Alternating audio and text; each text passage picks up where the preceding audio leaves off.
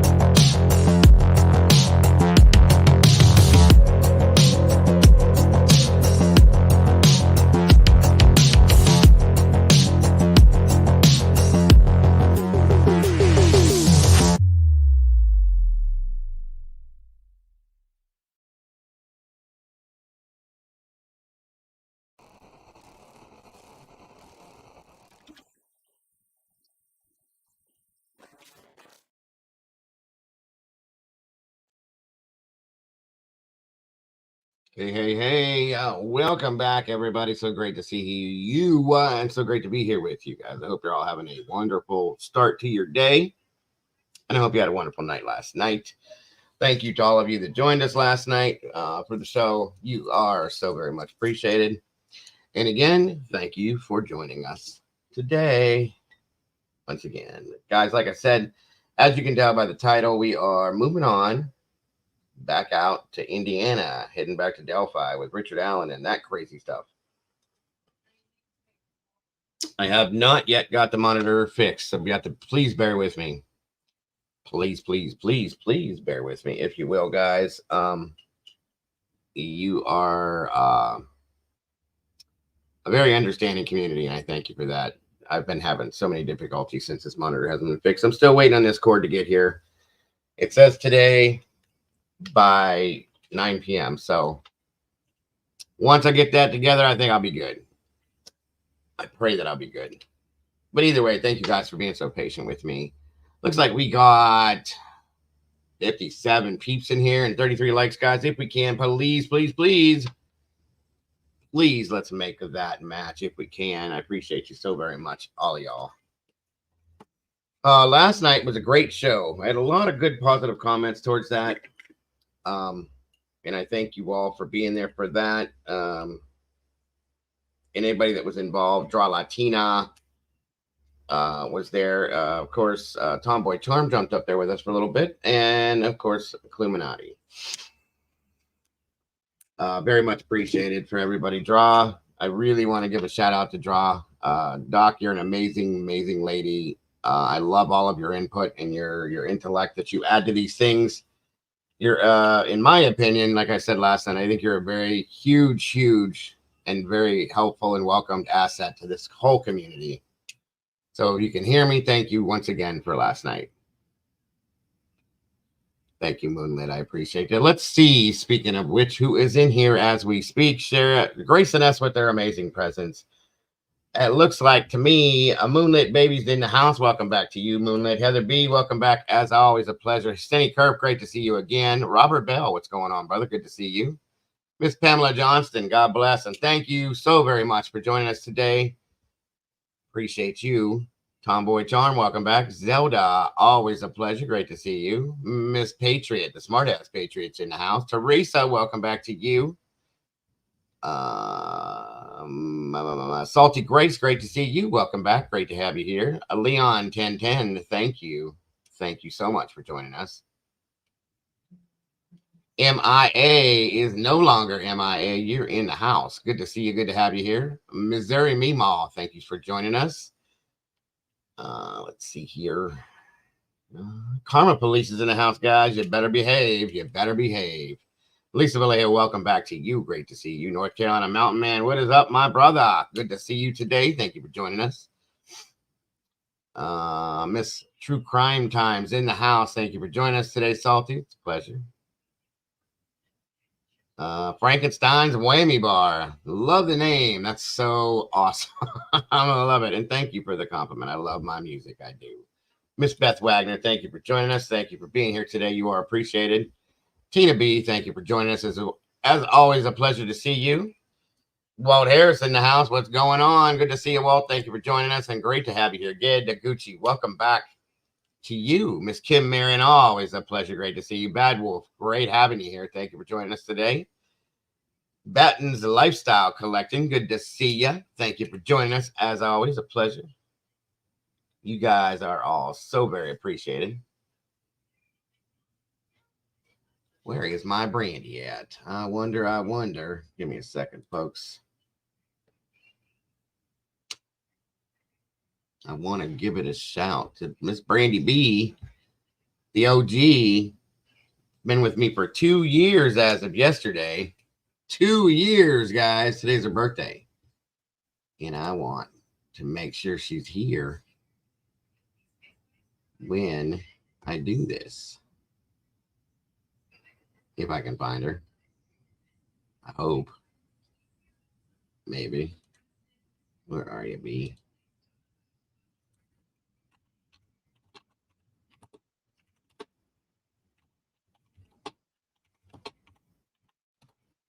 Yeah, I was trying to hold out from saying hi to her this morning. I wanted to do her little thing in here. I did not get my new cord yet, unfortunately. There she is, Brandy B. Happy birthday, darling. I am so glad to be able to tell you that 2 years after we met each other. And you know, I got to say, this lady here is an amazing woman. This woman has been by my side, just like Mama Bear. Even longer than Mama Bear from day one. Day one, she's been here with me. And through all the trash, the garbage, the craziness, everything, they're still standing by my side. And I got to tell you, Brandy, I know you know this, but I absolutely love you to death. I feel like you're part of my family. That's a fact. So please know how much I appreciate you. And that's from the heart, you know. My whole family appreciates you and everything you've done to support us by helping with everything with the channel and all that. You're an amazing person, Brady. And I appreciate you so very much. You're an amazing moderator and a good friend and a good person. So please know I always got your back, sis. Always will. You know, I've always had it, and no matter what, and I'm always going to be here. So happy birthday, darling, and I hope you have the best possible day you can. And more, because you definitely deserve it, sis. You really do. And of course, you guys do know how I am with birthdays. So, you know. it is what it is. The first thing we're going to do, of course, is we're going to celebrate a little bit with Miss Brandy. Oh, I'm sorry, hon. Give Matthew a big hug from Uncle Dago and let him know that we love him as well. I'm sorry you're sick. I hope you do get better. 1 second here. 84 people, guys. Please hit that like button if you will. 1 second. 1 second.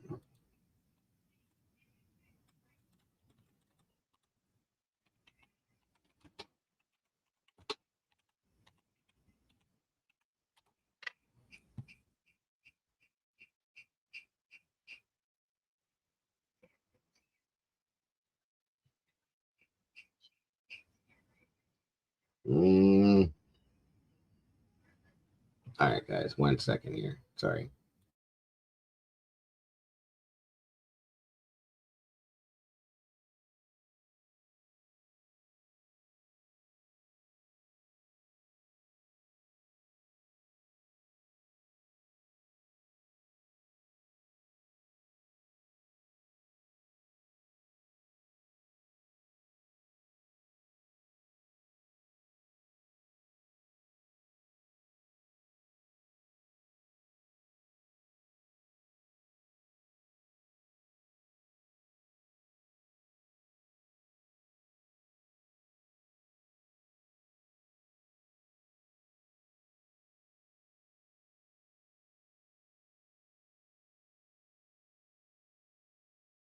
All right, here we go with this. First and foremost, for you, Miss.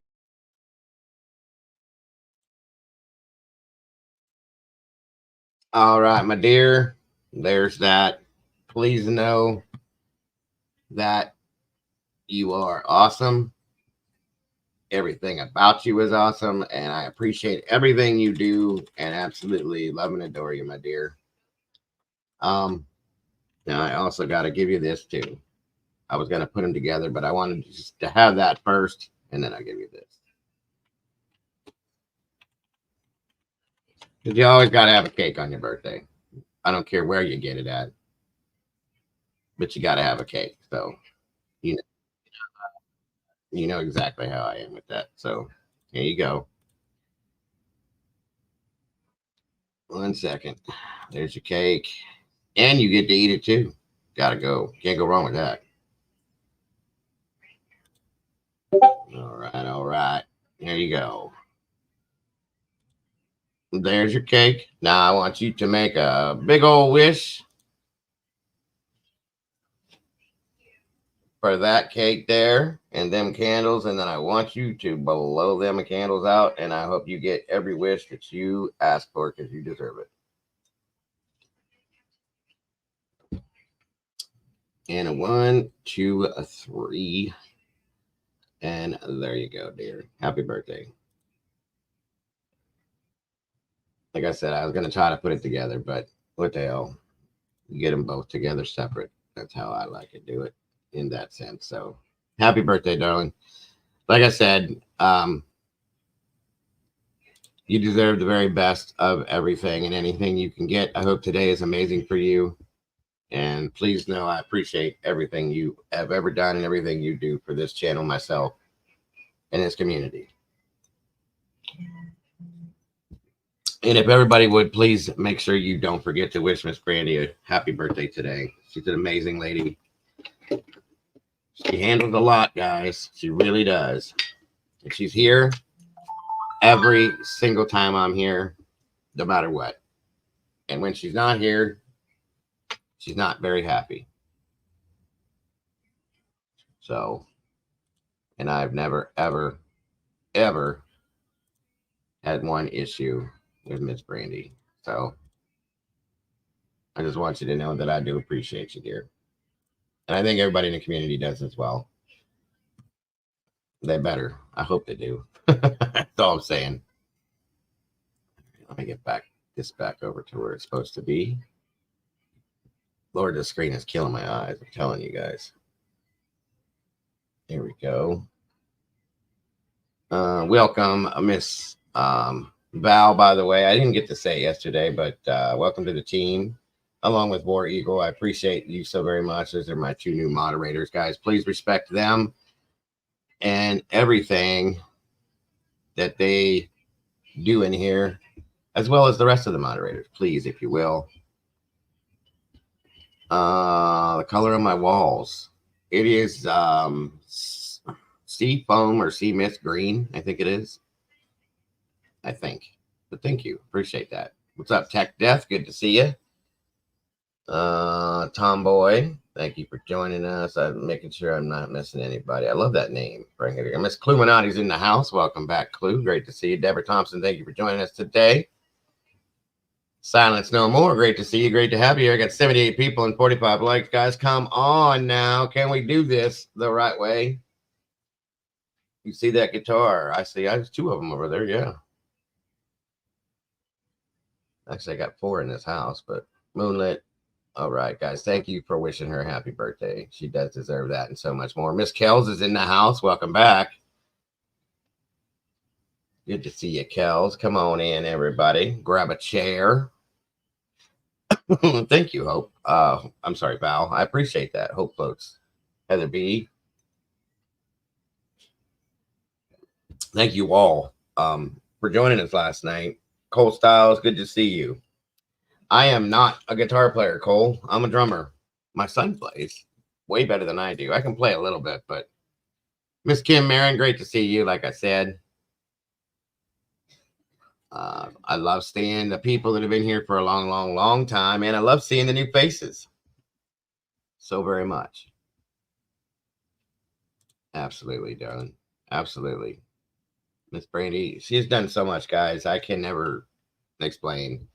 2 years is a long time to go through all of what we've gone through and to still be here. Thank you, Heather.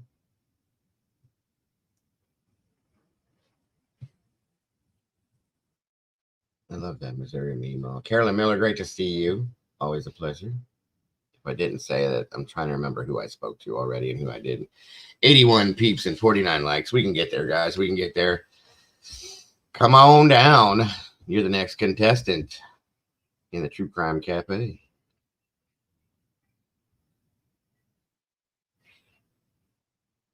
I wish I could play. I can play a little bit of guitar.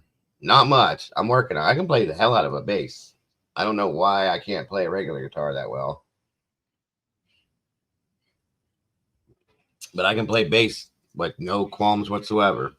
And I can play a little bit on the guitar. I'm not great. Okay. And I forgot more than I remember, if that makes any sense. I taught myself somewhat. My son, he plays like he's been playing forever, and he just picked it up one day and played it. What's this here?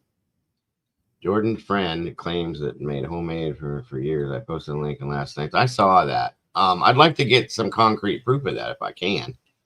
And if that's the case, hey, Dave, that's right. Dave Grohl, one-man band. I think Dave Grohl is amazing. He grew up where I grew up at, or he was born where I grew up at. I've met him a couple of times. Very, very, very awesome, down-to-earth gentleman, and amazing. I did sing Tech Death. I used to sing. Smoking and age has screwed up my voice. I used to be pretty good. My son, he definitely can sing. There's quite a few people in here that have heard him.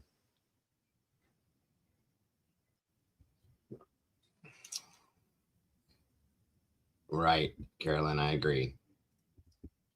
Luna Whispers, welcome and happy Friday to you. Again, today is Miss Brandy's birthday, guys. Anybody that can take just a moment to wish her a happy birthday, I would definitely appreciate that. And so would she. Butler County in the house. Hey, I know all about Butler County, Miss Heather. Butler County is not that bad. Not too horrible. I think Walt probably knows more about Butler County. A little bit closer. There's a lot of us Ohioans in here. That's one of my favorite songs to play on the drums, Psychosocial by Slipknot. It's one of my favorite bands, period. It's pretty easy to play in the drums, actually. It's one of the easier songs that they have. I can play the guitar somewhat to that. Come on in, guys. Grab a chair, if you will. You're from Ohio too, Tech Deck. Huh? Well, there's a lot of us out here, I'm telling you. Yeah, it does. Definitely, Carolyn. You're right. No, most definitely. Let me turn that down real quick. Sorry.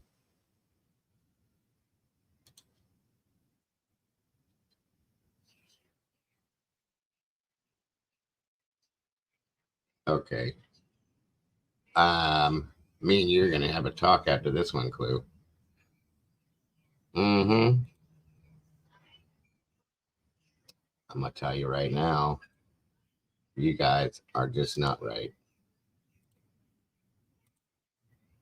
Not even right. Uh-uh. Uh-uh. Uh-uh. Like I said, we're jumping back to Delphi today. There's always something crazy, guys. It was SARS. I'll bet it was. I'll bet it was. I'll bet it was. I've lost 10 people in 20 years. I know it's a sad thing. I've lost so many people. My class reunion this past time, 20 or 25, I think it was, almost half of our class is gone. And it was because of that kind of stuff. It's insane. Thank you so very much for that, Miss Zelda. Again, I want to say anybody that has donated to this, any of these links, Cash App, PayPal, or Venmo, God bless you. More than it means more than you guys know. It helps me in so many ways. So God bless you so very much. And thank you more than you know, guys. My whole family appreciates that.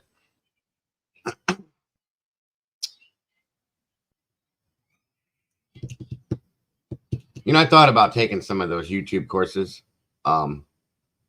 Just because I did take one, a free one that was offered over COVID, and I picked up a little bit, not much, but a little bit. I can chord and all that stuff. I'm slow with it, but I can play a few things, not a lot though. All right, well, let's get some of this stuff rolling here. And we got 98 peeps in here. We got 59 likes. Once again, what is going on? Welcome, Collada Hope. Thank you for joining us. Thank you, Miss Zelda. Appreciate that as well. Thank you to anybody that has donated to me or the channel from picking something up off of this Amazon wish list. That is how actually I got the cord that's coming for this. So thank you so much to that for that. War Eagle for that. I appreciate that so very much. That helps me more than you know. And anybody else that has ever done anything with that, thank you for that as well. Take your course. Yeah, but I didn't know you had a course, Tech. I would definitely take your course. For sure. Definitely. You have to drop the link in my email or something, and I will check it out, my brother. Yeah, no apologies needed. And again, thank you for jumping in here, War Eagle. Appreciate you. All right, let's get this stuff up and out. Cluminati's in the house, guys. If you have not checked her out, there's a link. If you choose, please go show some love and check it out, guys. You will not be disappointed, I'm sure.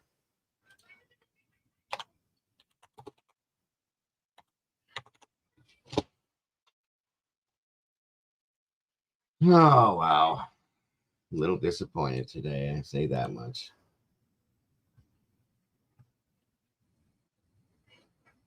This makes no sense. Makes no sense. All right, let's see what we got here. The first thing I want to start off with is an interview that was done. As you all know, welcome, Annie. Good to see you. You all know the whole scenario that, well, most of you guys do, that we're here with Richard Allen losing his initial defense team. Okay. And excuse me, it was done in a very bad way. The judge just done some things that what PD White Rump, welcome. I'm good. Nice name though. Yeah, I'm okay. I'm just upset about some things. That's all. Nothing anybody in here can do about it. I've lost little bit of faith in some people. That's all it is. It is what it is. So, um,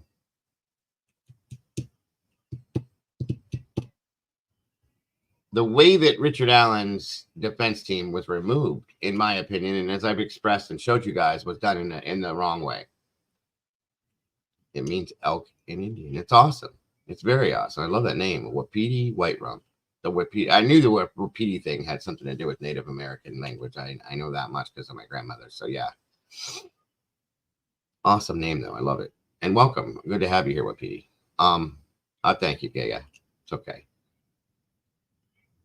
No, I didn't lose anything. I'm disappointed I've lost faith, is what I've said in some people. The Judge Gall, she should be removed, in my opinion. As I explained it to you, I'm sorry, guys. I'm a little bit distracted today, and my apologies. One, this monitor's driving me nuts, and two, I've just, like I said, some things have happened that have bothered me a little bit. The judge herself has done some things that make her look. I would not look at her as a professional person, a judge per se. Okay, you wouldn't believe the things she's done. For those of you that aren't familiar, and she's she's basically gone back on everything a judge is supposed to do. Judge is supposed to protect anybody that comes into that courtroom that is looked at as a suspect or as anything like that. They're supposed to protect you from the things that they're supposed to be protected from, innocent till proven guilty and all that, and treat that person as such. She hasn't done that. Okay. That's okay. Well, Petey, thank you so much for that. I do appreciate that. Yeah, I agree, Carolyn. She's a disgrace, a huge disgrace, and it makes you look at the judicial system as like, what is going on? Everybody has made comments about Idaho being such a crazy case, and that, oh my God, this and that over there.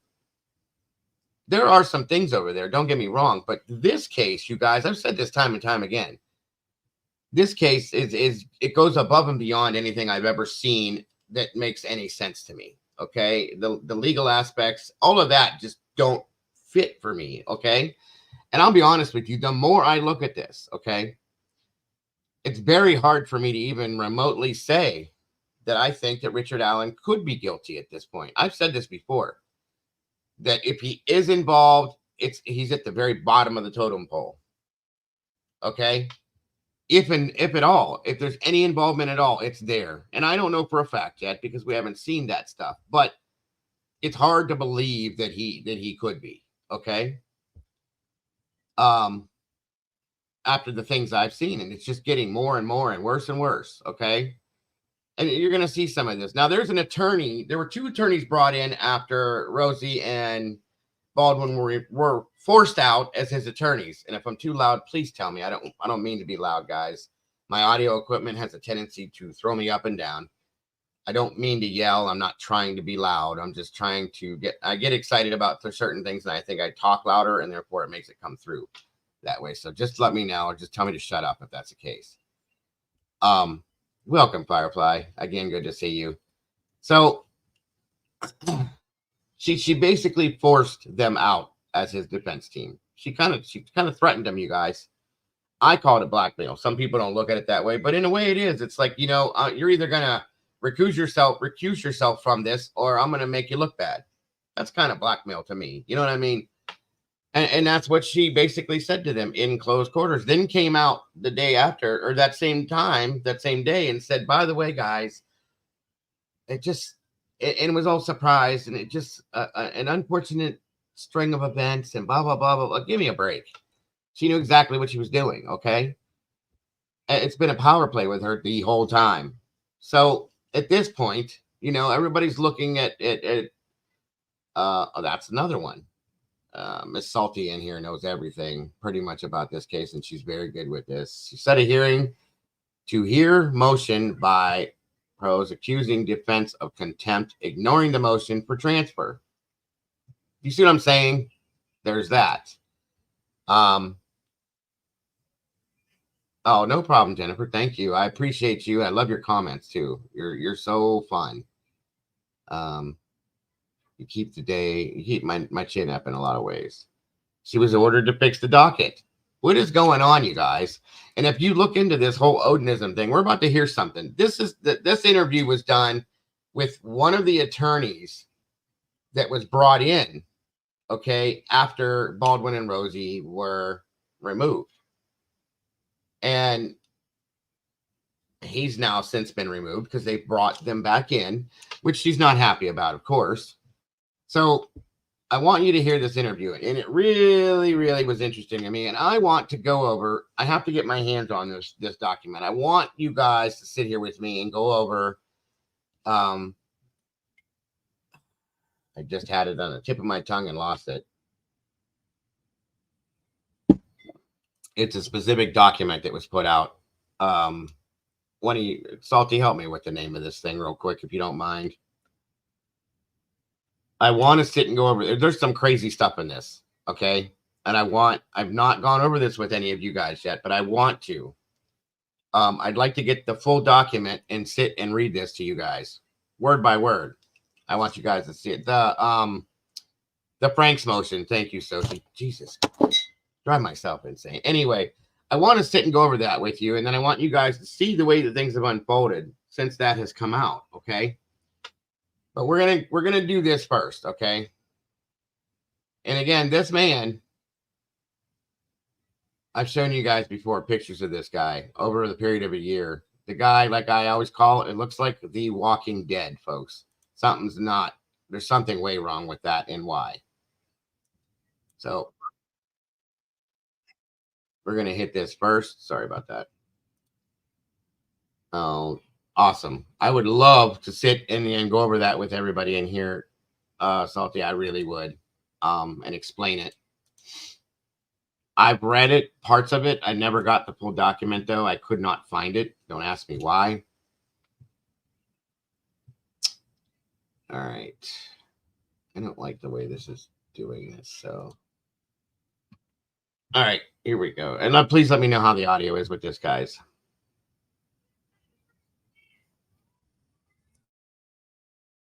Elements in the Delphi murder case, focusing on the defense attorneys, as prosecutors want to get Richard Allen's defense attorneys held in contempt. Thank you, Salty. As prosecutors say that Allen's newly reappointed attorneys, Brad Rosie and Andrew Baldwin, have violated the court's gag order and were grossly negligent for being at fault for crime scene photos being leaked to the public, which the state says has caused irreparable harm to the victims' families. In their motion, prosecutors allege the press release and the two occasions of leaked information show a trend by defense counsel of not being completely honest with the court, violating the court's gag order set in place to protect the integrity of the case, and failing to comply with the protective order put in place to protect the discovery. And I'm just going to say that's all bullshit as far as I'm concerned. But anyway. In this case. Well, now we're hearing from one of Richard Allen's former attorneys. One more question. Do you think the judge is part of the Odinism? I hate to say it. You know, I've been looking into that, especially in Indiana recently. There's a lot of it that goes on. I know there's somebody else in here that's been researching Odinism in Indiana. And I have to say,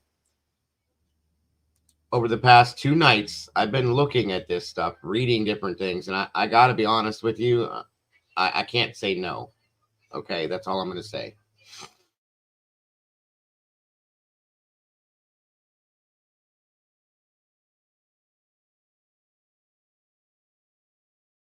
Exactly. You got to remember that after about a year after their deaths, rumors began to circulate about staging and sacrifice. Also, remember there were 3 officers that kept looking into this and looked into different variations of things. Everything was swept to the side. Everything was put on the back burner. Nothing was taken seriously. The important stuff, I should say, was kind of hidden, guys. Okay, remember that.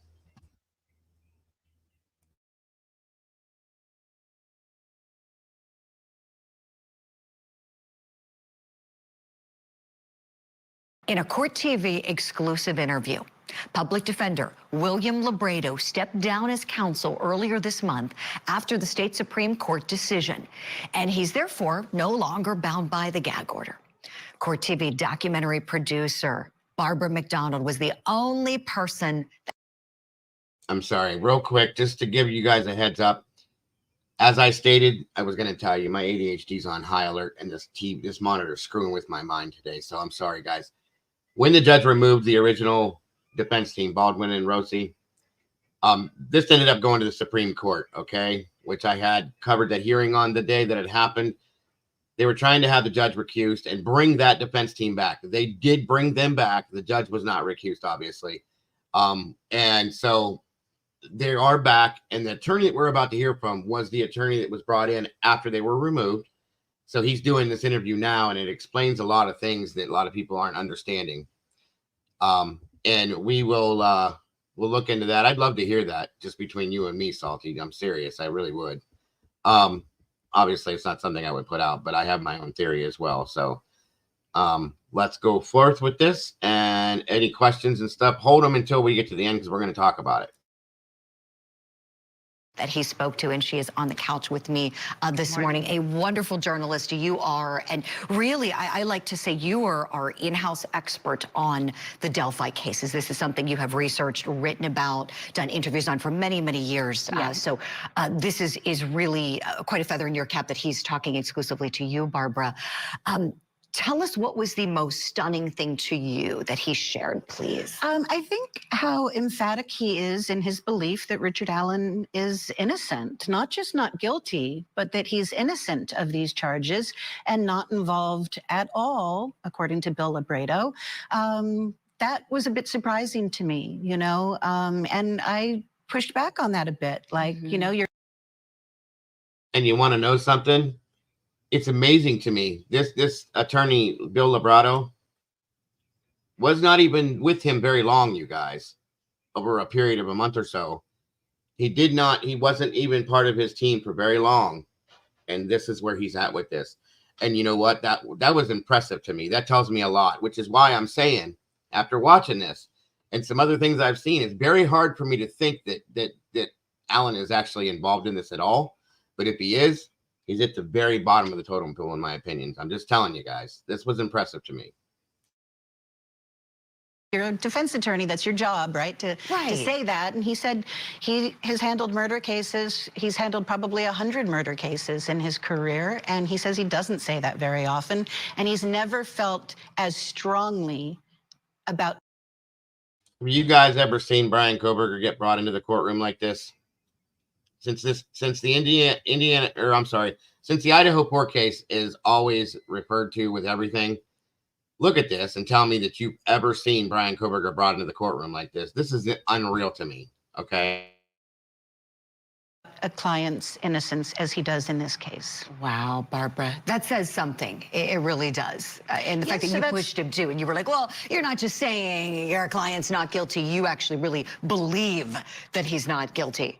And he even used the word innocent with you, not innocent. going a step beyond. Yes, 100% innocent is what he said. Wow. We also talked about a lot of other things connected to the case, including the theory of Odinism that was floated by the original defense team. They've now been reinstated, but they said in some of their filings that they believe that white supremacist members of this Odinistic cult are responsible for the murders. And I asked him about that. And here's a little bit of what he had to say.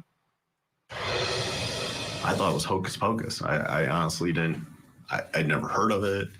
And the more I got into it, that's a real thing. It is a real thing, and it's scary. In what way? Well, I believe they sacrificed a girl and killed another one.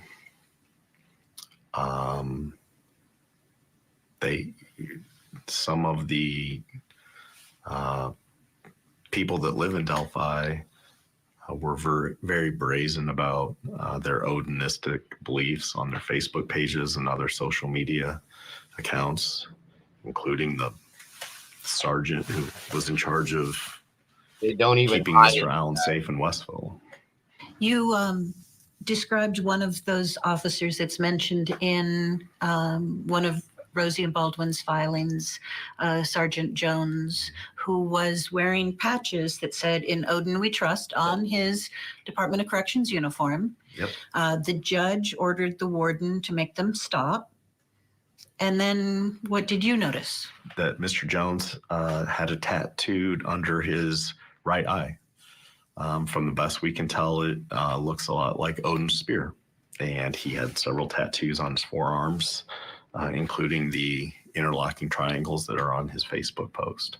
I got to give credit to Mr. Rosie and Mr. Baldwin that, you know, they picked up on that.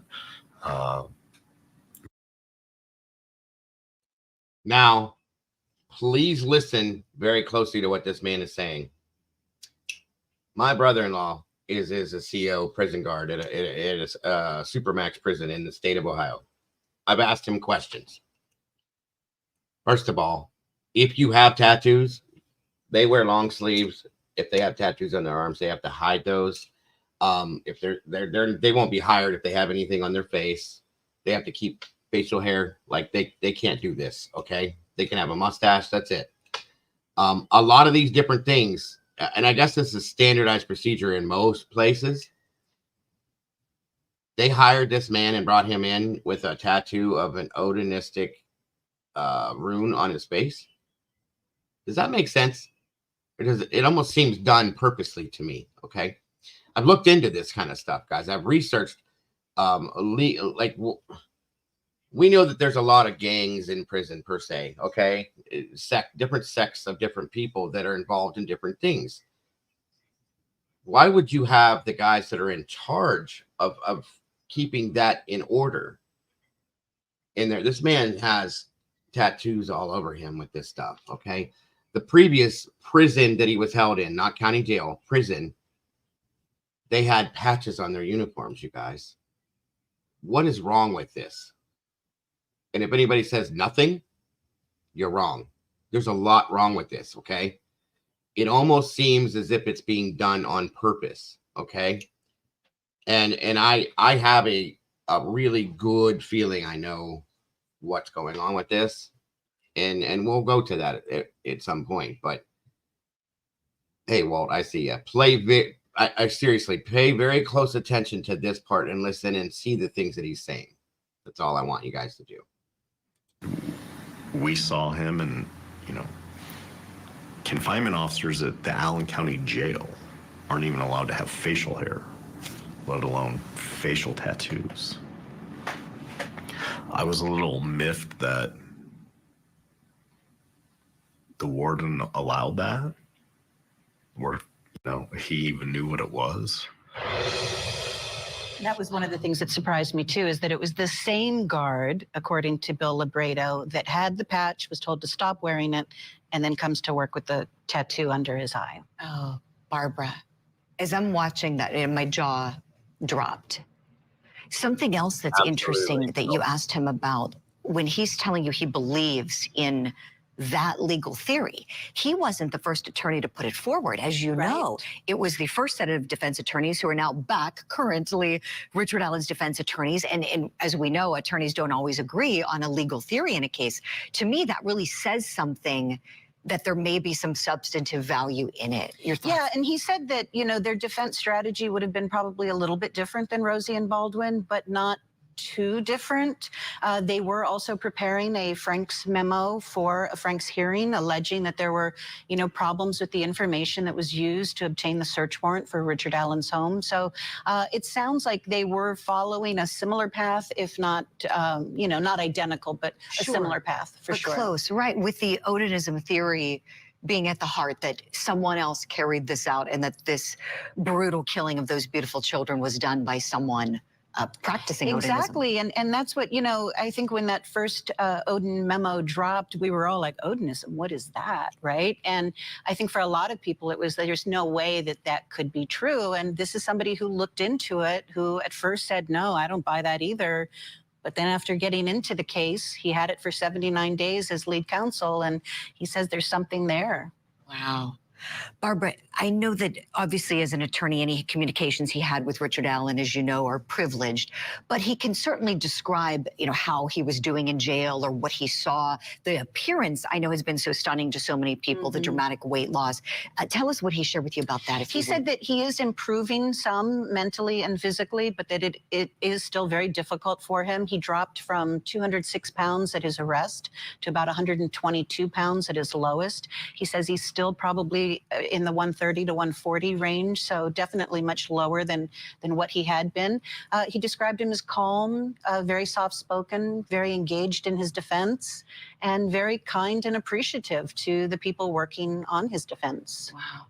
It sounds like even though there was so much disruption and we saw such a bitter legal battle playing out all the way up to the state Supreme Court, you were there, watching things. Even though that all happened, it seems that there was so much civility among these lawyers who were appointed for a brief time and then have left. It seems like there's no animosity, is there, between them and the original attorneys? Yeah, he had high praise. He said if there's anything he can do to benefit them and their case, he's happy to take part in that. He feels that Richard Allen is in very capable hands, even though he would have liked to have stayed on the case. He said it's very rare that you get a high-profile case where you really believe your client is innocent, and that's where he was. But he says, he absolutely is willing to do whatever he can. I know that, legality-wise, it's a little dicey now at this point, but he wants to see Richard Allen get a fair trial. And he also believes that Judge Fran Gull is the secret to that fair trial. He thinks she's the right judge for this case. And now she's been appointed is it the chief judge in her division, Barbara? Wow, so which is a huge nod from her colleagues. I mean, that must say so much about her. He said she's one of the most qualified judges he's ever worked with. He's been arguing before her for 2 decades or more, and says she's absolutely the judge who's going to ensure that Richard Allen gets a fair trial, which is what he says he wants. Yes, and he certainly has that right, as you know. Barbara McDonald, I can't wait to see all of your interview. Thank you for the preview. Closing arguments. Yes. Yep. And then there's also going to be a story going up on courttv.com with some more information from my talks with him. Beautiful. You've been doing a great job with the writings that you put up on our website and all the information you are sharing. Barbara, thank you so much. Julie. And again, a big reminder, you can watch all of Barbara's exclusive interview. All right, guys, give me a moment here. Sorry about that. I have a lot of stuff downloaded, and sometimes I click on the wrong things. Give me a second here.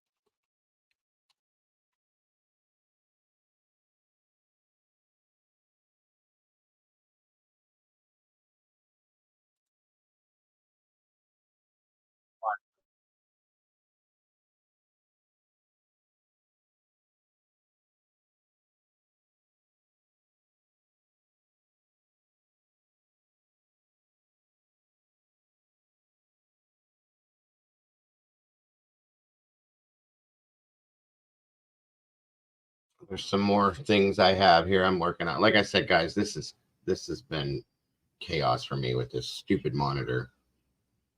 My deepest apologies for things not working right. I pray to God this cord fixes it when I get it, and we'll be back to the norm. So there we go. Let's start. Let's go into this one too. Richard Allen has been meeting with his attorneys behind bars. Now, those attorneys are fighting to have him once again moved to a new facility and have the judge kick off the case. Well, Allen is charged with killing Abby Williams and Libby German in Delphi, Indiana in 2017. Now, in a newly filed affidavit, Richard Allen lists 19 reasons why Judge Fran Gull should be removed from his murder case, including tampering with the attorney-client relationship, violating his due process and Sixth Amendment rights, and making public misrepresentations on the record. The affidavit was filed by Bradley Rosie and Andrew Baldwin, attorneys who were reinstated by order of the Indiana Supreme Court after Go removed them from the case in October. Well, now the state put on record allegations against Rosie and Baldwin as well in the following. So take a look at this. Violating a gag order. Right? These are the claims against them, that they're in contempt of court for these reasons. Negligently allowing access to crime scene photos. Improperly allowing third-party real-time access to evidence. Leaking confidential court filings to third parties. And they also say Rosie and Baldwin have not been entirely honest with the court, and they list the reasons. Well, this case has been full of twists and turns, and here is Court TV crime and justice correspondent Matt Johnson on just how we got here. Best friends 14-year-old Libby German and 13-year-old Abby Williams were dropped off for a walk at the Monon High Bridge Trail in Delphi, Indiana, and were never seen alive again. When they got out of my car, I made sure they both had sweatshirts. I told them goodbye. I told Libby I loved her. They walked out, and that was the last time I saw them. They never showed up to be picked up, and the next day, February 14, 2017, search volunteers found the girls' bodies in the woods. The mystery of the so-called Delphi murders was a big story across the country, and investigators revealed very few clues, including possible suspect sketches and parts of a recording found on Libby's cell phone. Nearly 6 years had passed with no real leads. Then, in October of 2022, a break in the case, an arrest. Today is not a day to celebrate, but the arrest of Richard M. Allen of Delphi on 2 counts of murder is sure a major step in leading to the conclusion of this long-term and complex investigation. Police revealed their suspect had been living in plain sight all along. Richard Allen was a local husband and father, working as a farm tech in the town's CVS. Now we have a person charged with it, right? We have a face, we have a name. What would you say to Libby after you guys finally got this guy behind bars? Oh, I believe that she helped lead them. I believe that she was steering all along. And I believe she's up there quite excited. According to the probable cause affidavit, Allen placed himself on the trail when interviewed by police in 2017 and admitted to seeing the girls there. Police say an unspent round found near the girls' bodies went through a gun that belonged to Allen. And a witness allegedly placed a man who looked like Allen walking near the trail wearing muddy and bloody clothes.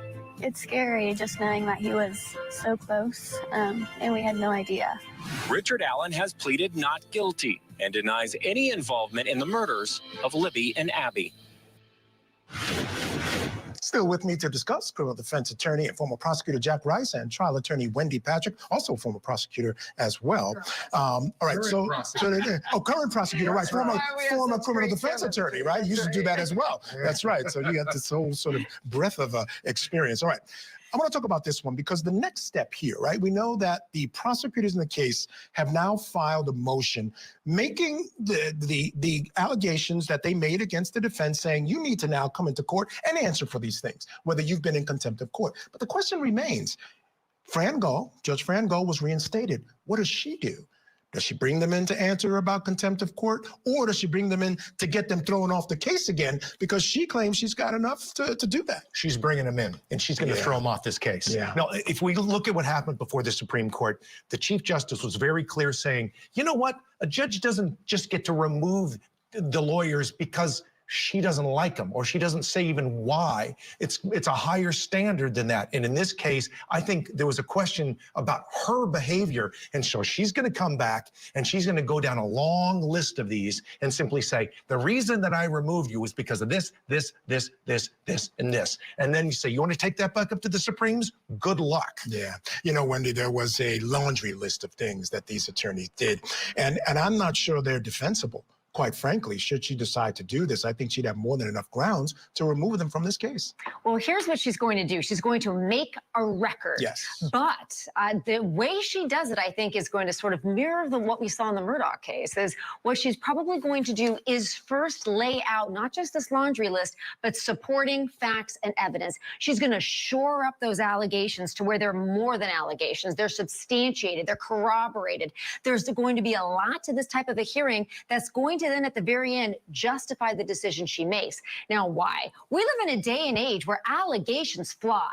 They go viral. People sometimes are tried and convicted in the court of public opinion before a shred of evidence is introduced in a court of law. And that's one of the reasons that she's going to be very circumspect and careful in the way she crafts this to be able to then justify what I think we're all speculating is going to be her ultimate decision. Yeah, and she has a lot to work with, Jack, because there was an investigation into this, and this investigation revealed that, in fact, there were these deliberate leaks to someone. Now, clearly they were combating what they felt was a lot of information put out by prosecutors, and then this gag order came along, and they were sort of slapped with that, and they felt that they were being silenced by that. What do you think about these gag orders? Because there were months and months and months where prosecutors were free to put out all this information about why they thought Richard Allen was guilty. As soon as he got some defense attorneys, they come on the case, suddenly they go into court and say, we need a gag order. You know, that frustrates me a little bit. Gag orders can be incredibly frustrating because, remember, it starts with the perp walk. And then they lay out all this evidence and they start talking about how this horrible person did X, Y, and Z. And they talk about it for months and months. And then all of a sudden there's attorneys on the case, and this is even before charges, right? And then it starts and you roll it out. And then at some point the defense is saying, hold on a second, you have just impacted the entire jury pool. Everything that's happened before this was all just an allegation. We want to come back and at least set the record straight. And what they do is they'll race into the judge and say, oh, no, we can't be talking about this case now, but they were fine with it for the last 90 days. And so my problem is, this is about equality and about fairness and about due process. And due process always is critical, just like we were seeing in cases yesterday and all the other ones we're dealing with. It's about making sure that anybody charged with a crime gets a fair trial, and they get enough people who are potential jurors to be able to look at this and say, we will be fair and honest and forthright to come up with a conclusion as to whether the state proved their case. Wendy, there's another layer here. You were a criminal defense attorney. There's allegations of a conspiracy, larger conspiracy involving this odinist religion. And one of the things when you represent someone and you have this conspiracy, you've got to get the word out, because it's a benefit to the state to keep you quiet when you're trying to raise all these issues, because public opinion is important. We're seeing that in the Reed case in Massachusetts. So I think it's important here that they get word out, but they have to do it the right way. Both sides are bound by the same trial publicity rules under the state bar of every single state, which are all modeled after the ABA. Both sides have to abide by rules that basically say you can't say or do anything that's going to reasonably prejudice an adjudicative proceeding, is the language they use. It means a trial. You can't say anything that's going to unduly influence the potential jurors. It doesn't matter what side you're on. And all of the interesting case law really comes on. You really think that's true, though? I know it is. No, but do you think that what you see from prosecutors who roll this out regularly? Here's what I would say about that. Prosecutors roll out the charges and what they're allowed to say. Sometimes it's salacious and it's very damning only because those are the facts, Jack. Oh, those are the facts, are they? Not an allegation, a fact, right? That's right. They're innocent until proven guilty, but sometimes the allegations are sensational. Just and you know, this one bothers me. The perp walks themselves. Every time he comes in and out of court, he's got this, the bulletproof vest on. He's got 5 guys around him. He's shackled. I mean, he has showed no penchant for violence since he's been in custody. And that's an issue. That bothers me as well. That's an issue. You mentioned due process. You don't want to do anything that's going to unduly infect it with some sort of prejudice against the accused. See it every time he walks in and out of court. So that bothers me as well. And there we go. Again. Oh, hold on a second, guys.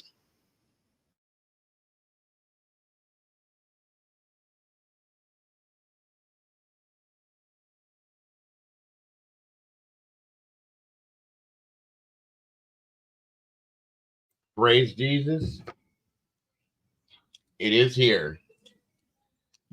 And yes, guys, I don't know where we're at this moment. Let me look real quick, but please hit the like button so that this case will get out in the algorithm and everybody will see it, because it needs seen by everyone, folks. It needs to be seen by the whole world for what it is. It's not good.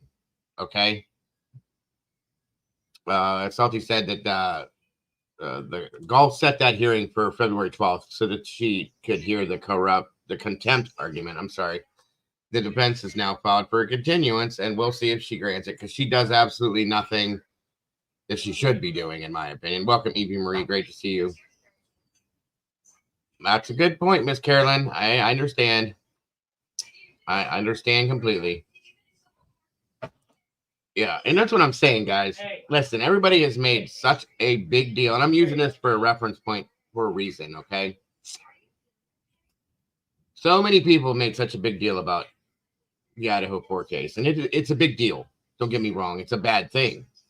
They've made all these issues about Brian this and Brian that and everything. Have you ever once seen, I asked this a little bit ago, have you ever once seen Brian Koberger walked into a courtroom? Like, they treat this man like he's Hannibal Lecter, you guys. Say that it's not true, but they do. They treat him like he's Hannibal Lecter. Okay? 1 second.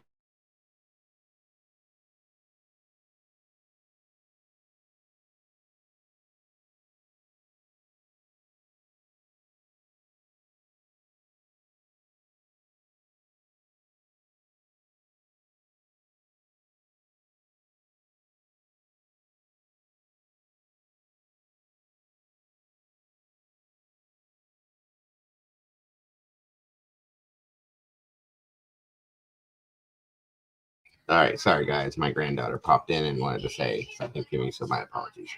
But yeah, again, the handcuffs are locked to a box around his chest. For what? Does the man look like he's going to fight somebody or hurt somebody? They're treating him, like I said, like Hannibal Lecter. It's insane, you guys. He has 12 deputies that are walking him into the courtroom. Come on. This is insane, guys. It doesn't make any damn sense. And like I said, I don't think they want him to make it to trial. That's my opinion. You can call me crazy if you want to. And there's no conspiracy based on this. Nothing. It's all right there. We see it every time we see him. To be honest with you, I kind of get a little excited when I see him, because I wonder every time we see him pop on TV if we're going to see him the next time. Is he going to make it? You know, it's a sad situation. He was arrested 2 months before Koberger, almost the same timeline, except for RA accused of a crime that occurred almost 7 years ago. Right. But that's the only difference. Well, other than the fact that Brian Koberger's treated like a king compared to this guy. Okay. Well, I don't even think it's the states either, Peppermint, because I can promise you it might have a little bit to do with the state, but the state itself, I think it's because of more than that, okay? That's what I'm saying. So it's got to be paid attention to. It's got to be seen. That's why this needs to get out in that algorithm, like I said. The whole world needs to see this for what it really is, and not seeing what mainstream media has given us. Have you seen mainstream media show us any of this stuff? Anybody? Have you? If you have, let me see, because I haven't seen it. I haven't seen it at all. And that's pretty weird to me. I'm sorry, because that's a huge case, guys. And that's the other thing. Yeah, that's Brian's looking at the death penalty. This guy's the one that seems they're treating him like he's already got the death penalty. Okay. And this man is innocent till proven guilty. He hasn't been treated innocent once. From the moment he was arrested, he was treated guilty, period. Just saying. Again, my opinion, I get it, but we only got 76 likes with 104 people, guys. Please hit the like button. Please hit the like button. And like I said, nobody's making a big deal about this. That's what bugs me a little bit about it. You know, I'm trying to make a big deal about it. I'm trying to show it to you guys every time something pops with this. Anytime something new comes with this, I want you guys to see it. Nobody seems to care. Does that make any sense? Because they don't.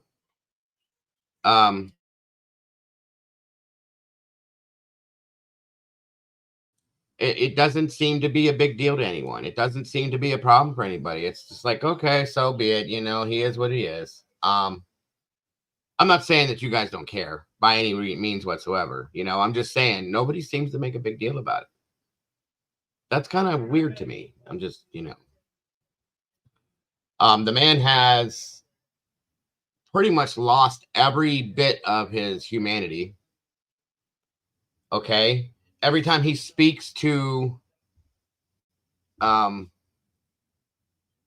his attorneys, the first thing are my wife and kids okay? Why are you so worried about that? Something's weird with this. And it always has been. There's just a lot with this. The more I look at it, the scarier it gets, guys. It actually kind of scares me a little, I'll be honest with you. And I'm not just saying that. And he says, many channels do updates. MSM don't care. That's true. They don't. I know other channels out here do this, but MSM has no care for this whatsoever. Yeah, and that's true. There is supporting evidence of corruption, period. No two ways to look at it. It is wholeheartedly corruption. And it really should matter. It really should be important, guys. This is our judicial system. And if it's allowed to be what is going on, if it's allowed, and people see that it's allowed, who's to say that it won't carry on to another state and another state and another state and another state? The more that it's allowed. And I'm not muted, Evie. Can you guys hear me? Hello, hello. Yes, no, maybe.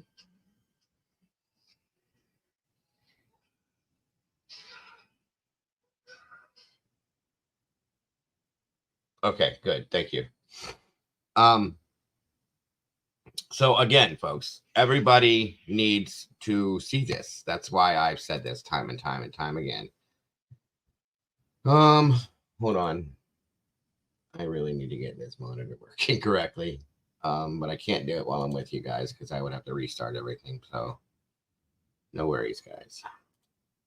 Let's see here.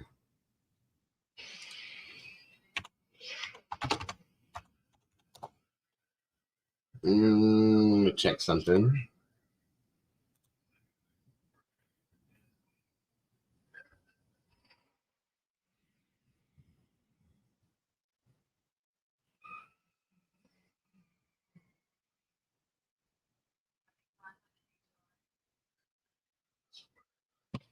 Okay. Now, give me 1 second. I got to pull something up for you guys to take a look at here. Where's that at? Oh, that goes there.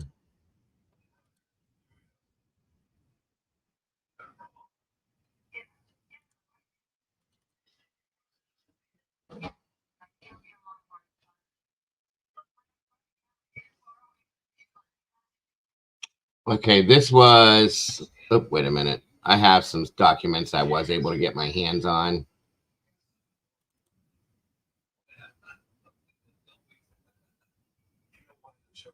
Thank God.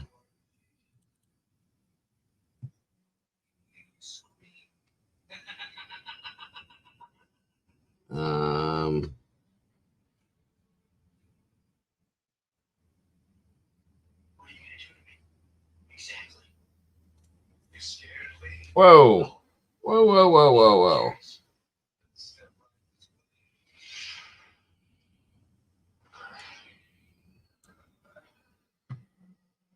Hold on, folks. Again, bear with me. I'm trying to really get this up. Okay. Hold on. And hold on. What is this? Hold on. Angel of Virtue. I could not figure out how to do the gift registry thing on Amazon. I hope this will go towards the podcast equipment bundle on your wish list. Keep up doing what you do. God bless. Good Lord have mercy. Thank you so very much, Angel of Virtue. Wow. That is absolutely amazing. God bless you and anybody that. Thank you so very much. That is amazing. Wow. You guys are just amazing people. Thank you so very much, Angel. Wow. I don't, how did you put this through like that? And I don't, is it just a, I see how. Okay, thank you so much. That was just amazing. God bless. Wow, that's all I can say is wow. Very, very generous, and God bless you so much. Unbelievable. Super chat. Okay, I've never seen one like that. That's why I was curious. But thank you so much, Angel. You are just absolutely amazing. Yeah, I know. I do have a tendency to be soft when it comes to that stuff. That was beautiful. Thank you so much for that. And that's what I absolutely will. See, this is the kind of thing that makes me look at, I was upset this morning because I had a difference of opinion on some things. People that would come in here and tell me how much they like my channel. And because I had a difference of opinion on some things and I felt a certain way about things, decided to leave. So they weren't really here for me. They were really here for me to support that theory. And I just think that was upsetting to me because I had a lot of people that I thought were just good people and supported me. But, it is what it is. I understand. But thank you again so much, Angel. That was absolutely amazing. You're a beautiful person and God bless. So very much appreciated. Wow. So I want to read this document to you guys. And I tried, like I said, finding documents on this stuff is hard. Okay.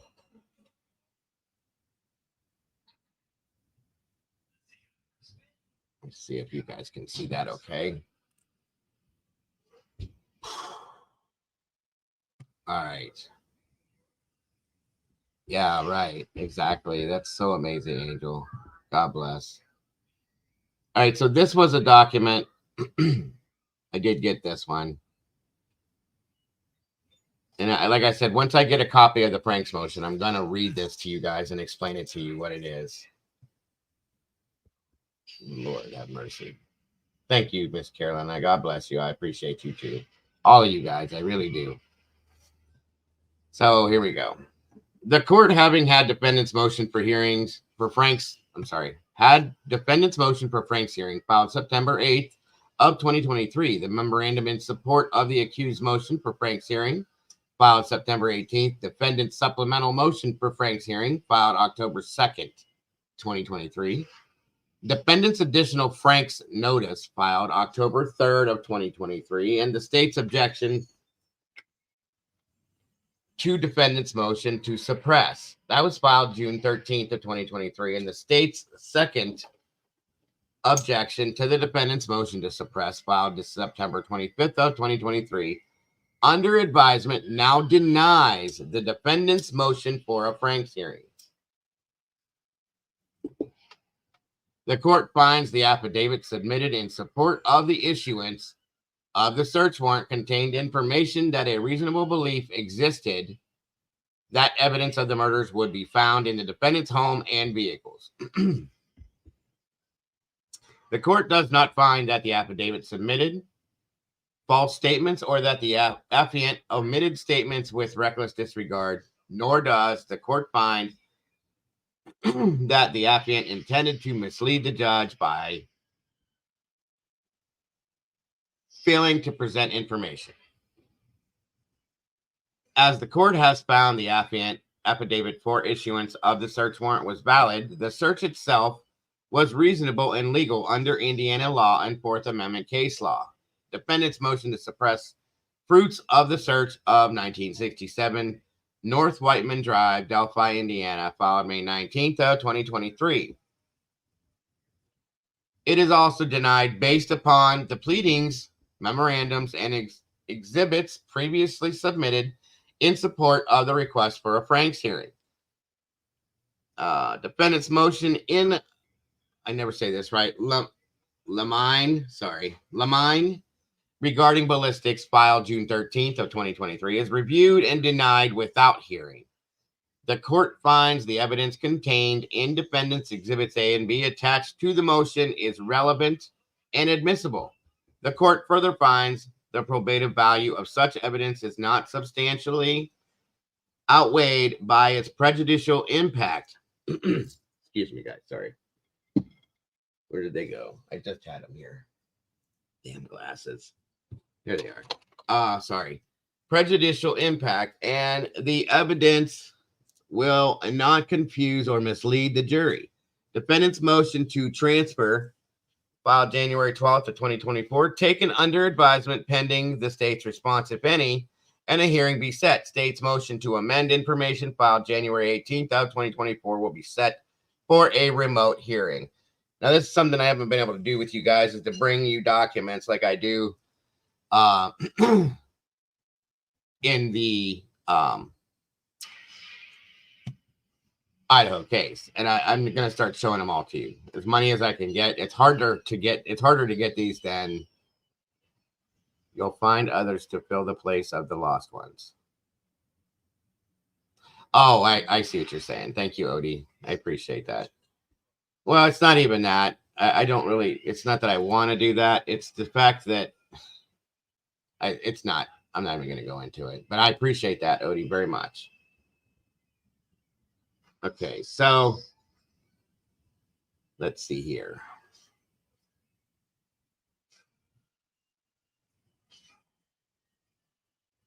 Why do I have so many copies of this? I don't know what I did here. Sorry, folks. But anyway, let me bring that down. There we go. Okay, so there's that one.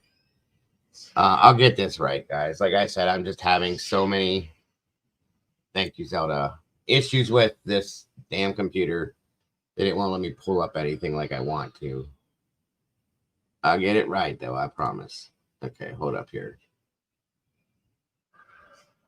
Oh, I see what it did. Okay.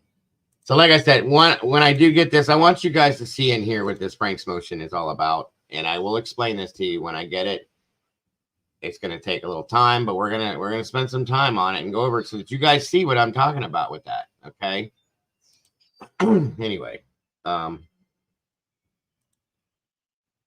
now, where was I trying to pull up for you guys? Here it is.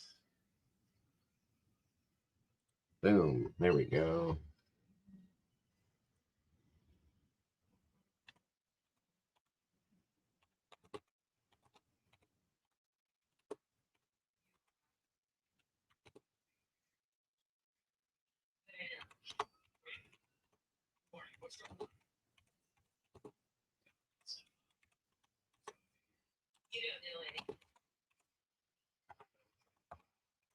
Okay.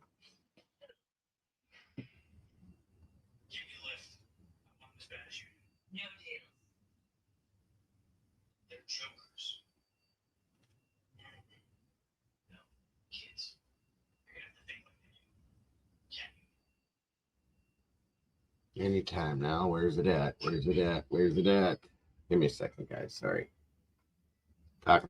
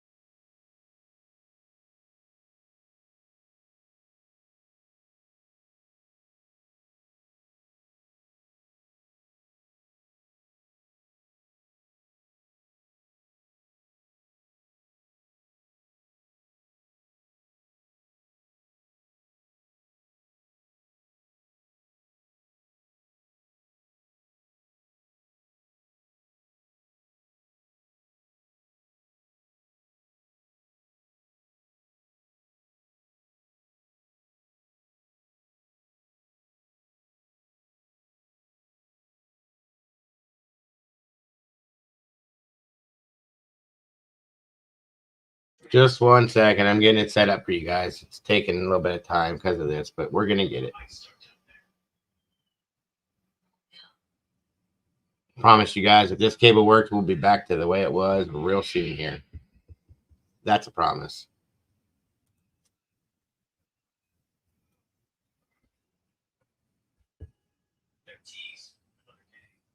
And please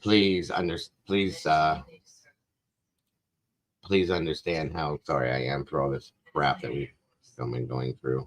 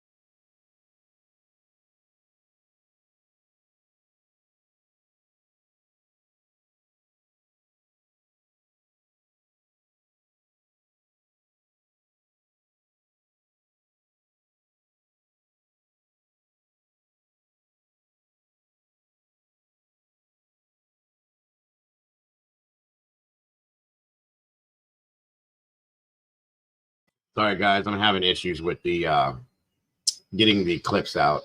The commercial thing. Sorry about that. If I can get this to work, we'll be good. Why I want you to see this.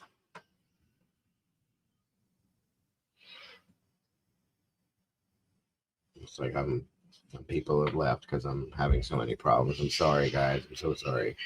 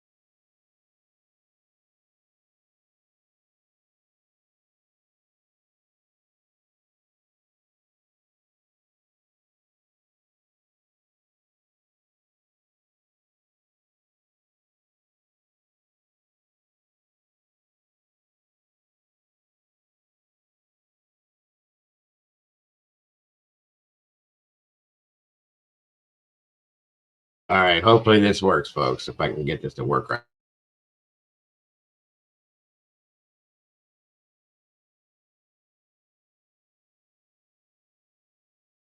And with a plan, weeknights starting at 11:10 Central on Laugh More. Are you laughing at me? So hard.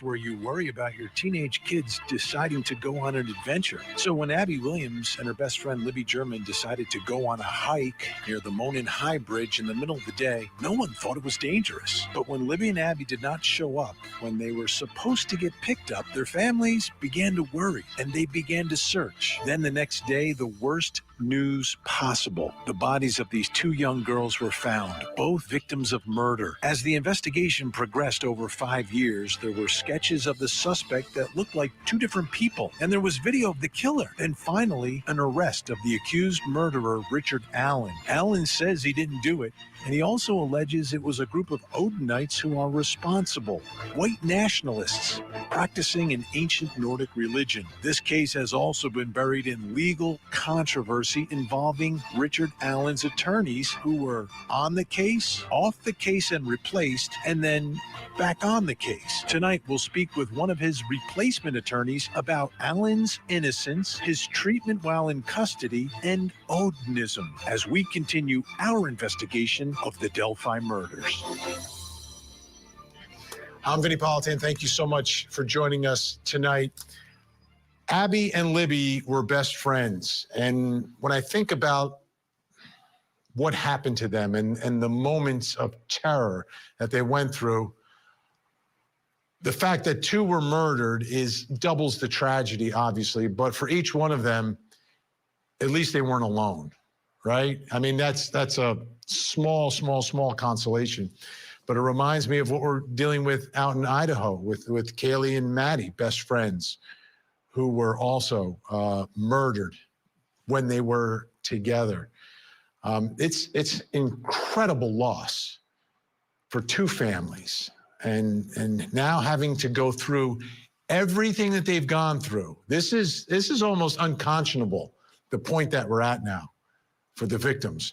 It took 5 years for Richard Allen to be arrested. This was a guy who spoke with someone, gave a statement like the day of or the day after, saying he was there. And that in part became the basis for what they did like 5 years later in investigating him and executing a search warrant of his home. All things that could have been done easily within the first month of this investigation. He said he was there. And they had some video image of the person who was there that they were able to retrieve. So at least at that point, they're like, oh, all right, we've got a video of the killer. Well, who was there that day, guys? I mean, it didn't happen. I can't believe it. But he's been arrested. Now, obviously, he says he's completely innocent and did not do this. And he gets the presumption of innocence. And his original attorneys, who are fighting tooth and nail on this one and also believe in his innocence, are back on the case, Baldwin and Rosie. These two guys have been very aggressive in their defense of Richard Allen. Not a popular position to be in, right? This is the highest profile case, went unsolved for years. Horrific, horrific murder. And you're representing the accused killer. You're not going to be popular, but they want in on this case. They want to do it. They believe in his innocence. So that's a significant factor in all of this, because this isn't going to be one of those cases where the defense rolls over. And we've had a few trials like that here on Court TV, where people, the evidence is overwhelming and, you know, the defense does their thing, but doesn't really do their thing. Completely different in this case. So tonight we have a Court TV exclusive, because as you know, there have been different lawyers representing Richard Allen at different times. And one of them, William Libretto, who was one of the replacement lawyers, is now off the case, but spoke exclusively with Court TV. And joining me in studio, senior producer of Court TV documentaries, Barbara McDonald, who did that interview. Barbara, great to see you. How did this all come about? I have reached out to him before asking for an interview. He was under the gag order while he was on the case. As soon as that Supreme Court decision came down, I reached out again. He said, yeah, I want to talk now. So we set it up. I flew up to Fort Wayne and we sat down and talked. So big picture, after sitting down and speaking with him, what was your biggest takeaway from the whole thing? How I think bothered he is by this case and the treatment that Richard Allen is receiving while he's being held in a maximum security prison pending trial, the role of potential odiness in this case, and he believes that Richard Allen is innocent. Wow. Okay, so let's do this. Let's get to that interview. The folks at home like, Vinny, will you play the interview? Yes, we will. Let's take a listen. Now, this is the part where you're talking about his innocence, yes, right? And folks at home know the difference in our legal world between believing your client's innocent and believing that the other side doesn't have enough evidence to prove that he's guilty. Those are two different things. Two different things. He believes he's innocent. Let's take a listen. Bradley Rosie and Andrew Baldwin issued a press release not too long into their getting the case, and they said they believe that Richard Allen is innocent. Do you have an opinion on that? I do. I don't think Mr. Allen had anything to do with this. I honestly don't. Now, what I believe, nobody cares. My job would have been to convince 12 jurors of that. You're a defense attorney, so that's your job to sort of say your client is innocent. Is that something you say about all your clients? No, and rarely do I believe it. But in this particular case, I believe it. 100%. Wow. And what convinced you? Conversations with him, the fact that he lived in this very small community that's not much bigger than a high school. Pay attention to He this, worked at guys. the CVS in Delphi. The police sketches are hung up in the CVS. The bridge guy picture is in the CVS. And in 5.5 years, no one comes into that store and says that kind of looks like you. And I don't know if this has any relevance. And, you know, I'm not a conspiracy theorist, but an arrest was made 24, 27 days before a sheriff election. Just my humble opinion that played some kind of role in his arrest. And he hadn't moved.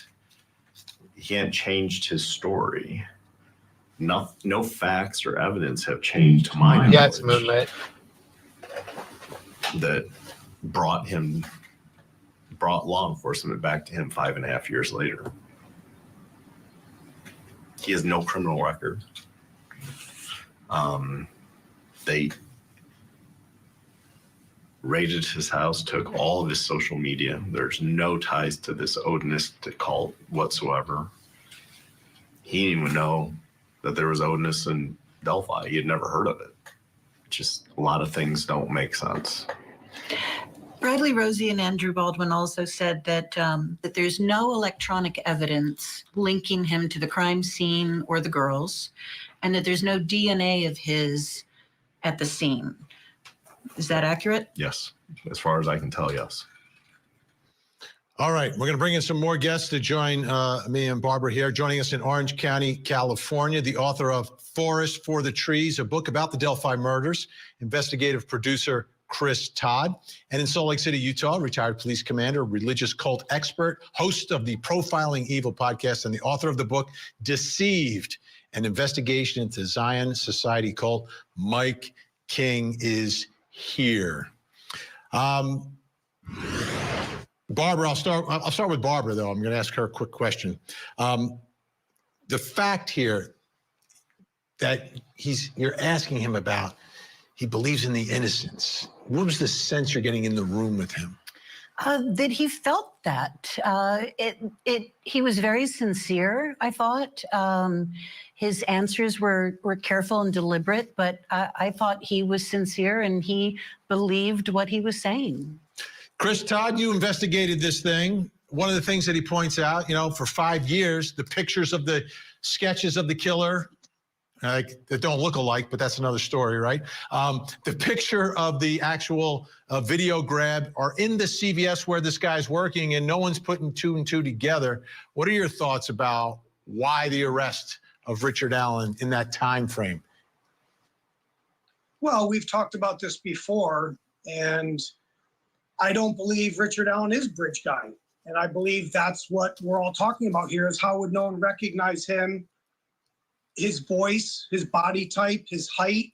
How would nobody know that it's him? I don't believe he is Bridge Guy. I've stated who I believe that is. I'm not going to say it this second, but I do believe Richard Allen is involved. I just don't think he's on the bridge. And that gets us to a whole nother place, right? That he's not alone in doing all of this. All right, Mike King, here's the evidence, right? Because he's arrested because they believe they have evidence in the case. It's not like, oh, let's just, hey, he's at CVS, let's get that guy. Richard Allen told police he was on the trail the day Abby and Libby went missing. Richard Allen's description of the clothing he was wearing that day matches the clothing of the suspect in the video on the victim's phone. A vehicle resembling Allen's 2016 Ford Focus was observed near the trail around 1:30, and the Indiana State Police Lab determined an unspent round found near the victim's bodies had been cycled through Richard Allen's Sig Sauer model P226, which apparently he kept for all those years, according to prosecutors. Your thoughts about the strength of that case based on that evidence? I think that it really is important and really strong, Vinny. I mean, you got to take into account, how can all these things happen? And we've talked about circumstantial evidence in these kinds of cases before. And I don't know whether Richard Allen's responsible for this or not, but I do know that you just named 5 things that are incredibly coincidental that he would happen to be in the same place at the same time. And when we get and when we get to see the ballistics on this unspent round that was cycled through, I don't know if that means that it's an artifact of scraping on the sides of the cartridge itself that is the artifact.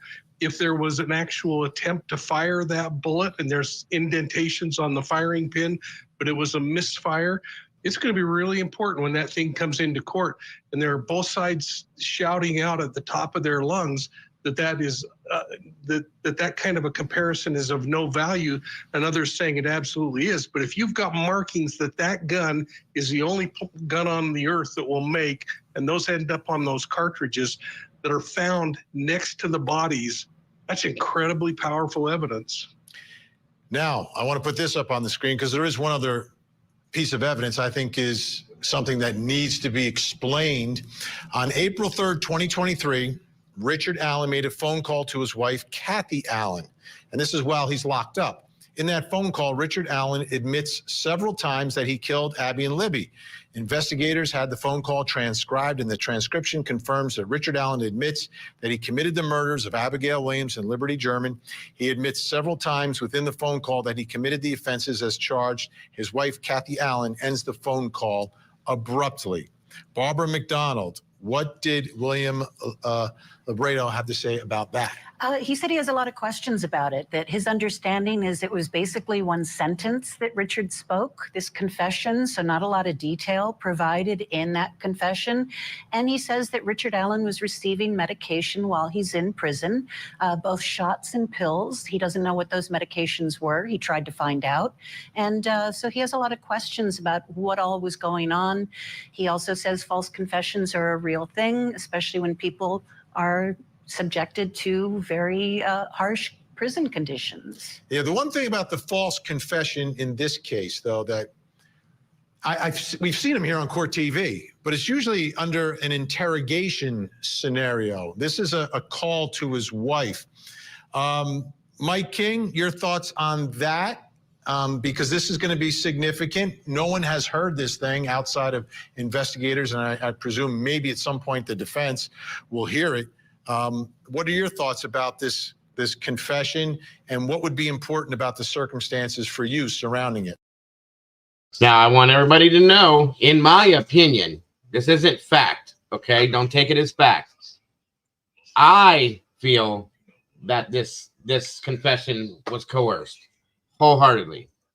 I have a vision in my mind, and this confession came out when he was at the first prison, that I have a vision in my mind of these two Odinistic guards standing side by side with him while he's on the phone with his wife, basically telling him, I'm not saying it's how it would have went down. I'm saying it's the vision I have built up in my mind because of this, that these two guards were standing side by side with him while he told his wife this, knowing it was recorded. Okay.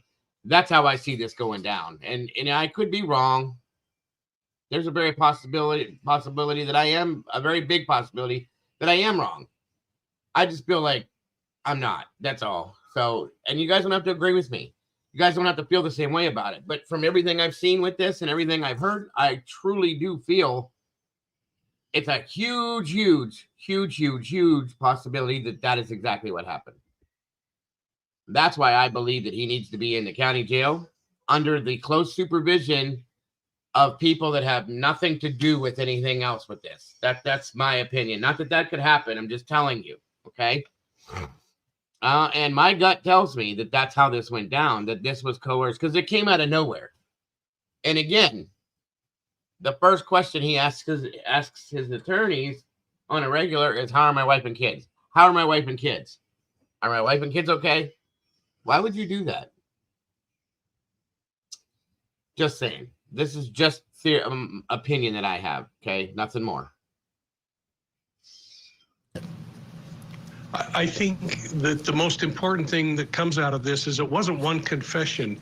By every account that I've read and other testimony I've heard on different media sources, is that it was at least 5 times, maybe 6 times, that he made these confessions or admissions that he was the guy. And I think that's going to be really difficult to overcome, Vinny. You can say, okay, he might have been having a problem. Guys, think about this sensibly. If this man were actually confessing, Why would he still be going with a not guilty plea on this?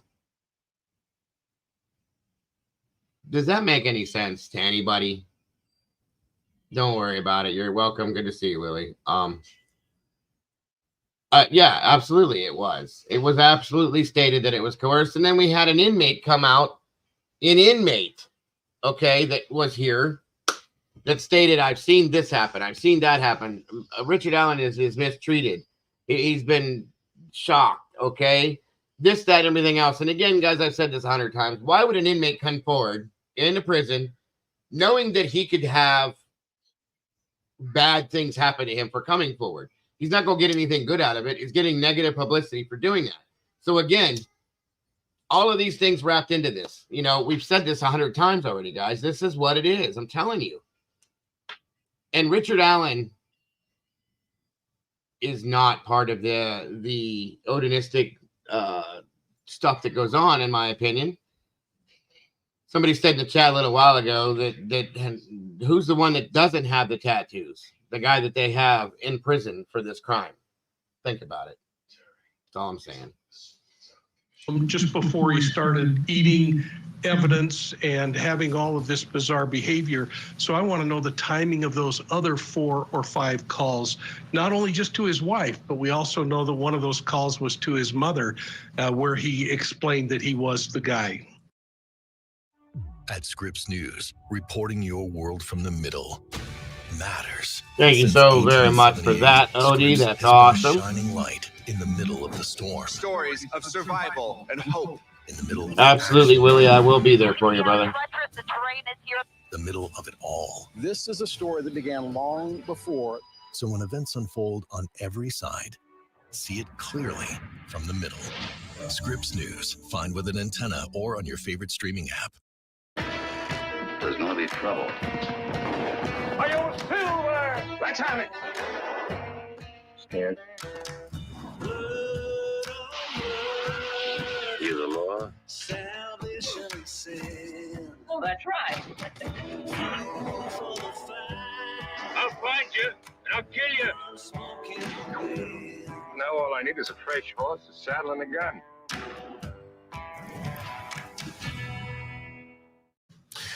Chris, Todd, what is it about the scene, the evidence, the story, the case that makes you believe it's more than one person?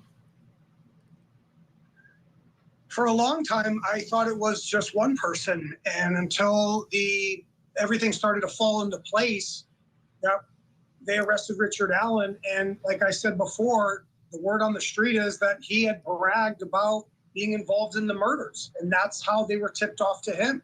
So I always had a hunch there were possibly two people involved.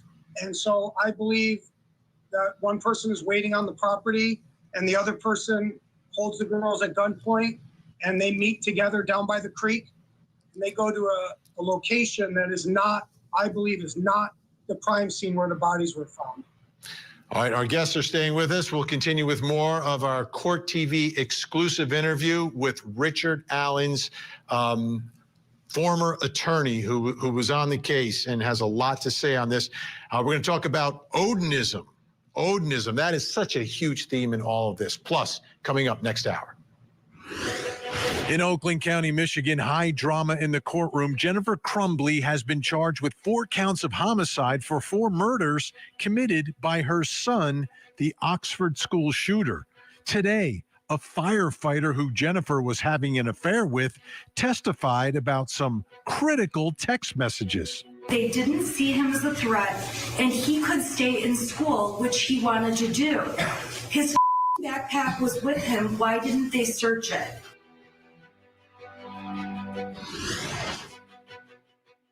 Mother of a convicted school shooter now faces charges herself. Involuntary manslaughter and 4 counts of it. Both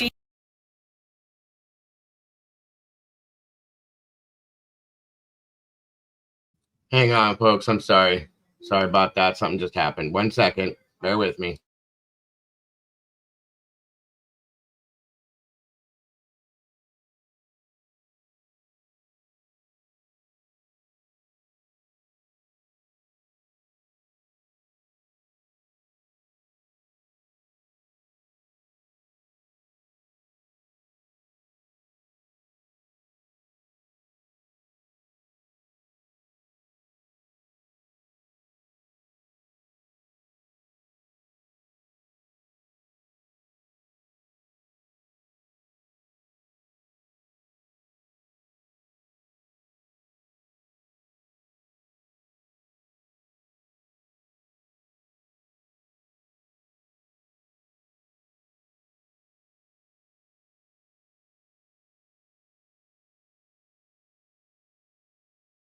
Hold on, guys. I don't know what just happened here. Give me a second.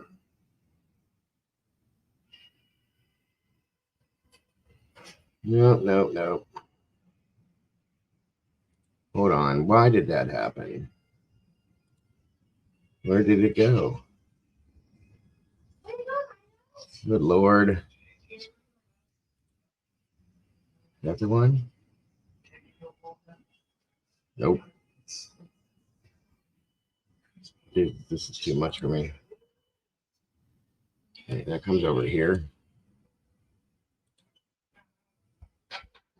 Is that it?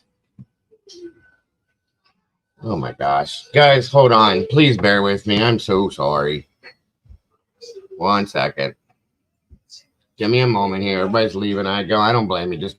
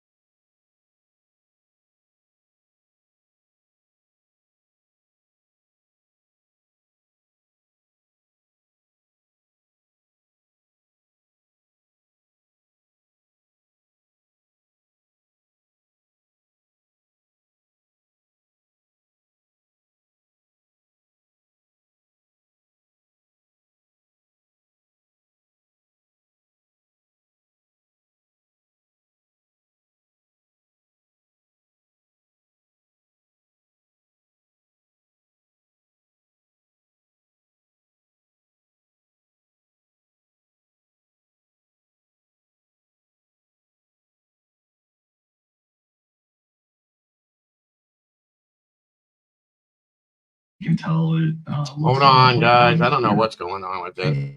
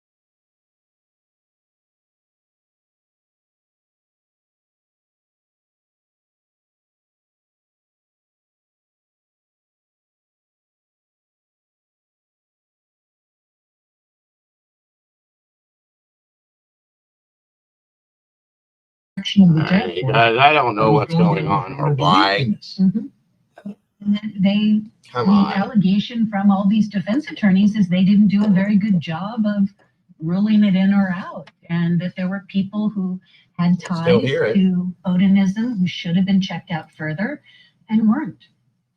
All right, let's bring back in our guest, Chris Todd, investigative producer Mike King, religious cult expert. Chris, I'll begin with you. I get back to this conversation about Odinism. It's going to be a part of this trial. There is no doubt in my mind. The defense has said so much. There was part of the task force was going down this road. Did you come across anything associated with this? Was it on the radar?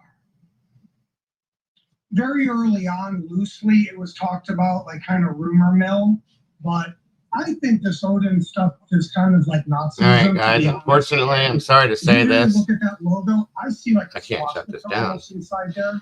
Unfortunately, I think I'm gonna have to shut this down. I'm having some really crazy things going on here. So thank you guys for joining me. I'm gonna try to bring this back up tonight if I can get it to work right. We had somebody right in front of us. I don't know what happened. And then we get to Richard Allen many years later. And my apologies. God bless you guys so very much. That's my if you guys can hear me. Now, Mike, can you guys hear me? Back up on the screen, because when you and I first heard about this, we were skeptical, and then can anybody hear me? Had to respond to the allegation made by the defense, and they said that Sergeant Redacted and Sergeant Redacted have worn patches that refer to Odinism. These are the people watching Richard Allen. Okay. I don't know what is going on. Something bad happened, you guys, and I lost something. So I'm going to do my best to bring this back up, and maybe I can finish this the right way tonight. Thank you guys for joining me. I know we've only been live for 2 hours, but we will get this right. At least you guys did get to see some of this. Please accept my apology on this and know that I appreciate you guys very much. I will be back tonight for one way or another to finish this or do something right with this, but I'm so sorry, everybody. God bless you all. I love you guys so very much. I appreciate your understanding and patience with me. Raises a red flag, and to me raises and don't forget, guys, to love each other and love yourselves, and don't change a thing about yourselves. You are the absolutely beautiful people, and I will see you all very soon. So how do you see that? Take care, everybody. Bye-bye. You know, as Barbara interviewed, I thought it was so interesting that the message that came across is every Odinist is committing murder.